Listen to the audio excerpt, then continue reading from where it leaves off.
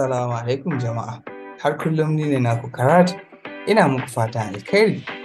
Lallai yau zan yi magana akan abin da ya daɗe yana sosawa mata rai, shine matan da suke da baƙaƙen tabo a fuskarsu.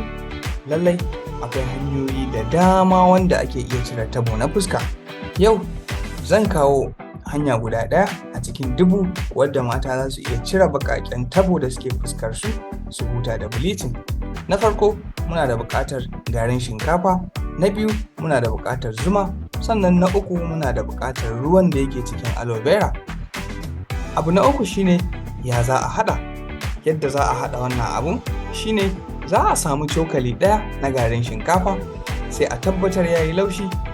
Bayan an tabbatar ya yi laushi, sai a zuba ruwan aloe vera daidai gwargwado a cikin wannan garin shinkafar, sai a zuba zuma cokali biyu a ciki. Bayan an zuba zuma cokali biyu, sai a juya su a tabbatar sun haɗa jikinsu gaba ɗaya. Bayan sun haɗa jikinsu, sai a dinga shafawa a fuska gaba ɗaya kafin a kwanta bacci. Lallai wannan yana cire baƙin tabo kuma yana gyara fuska sosai. Har kullum ni ne naku Karat, na bar ku lafiya. Sai anjima.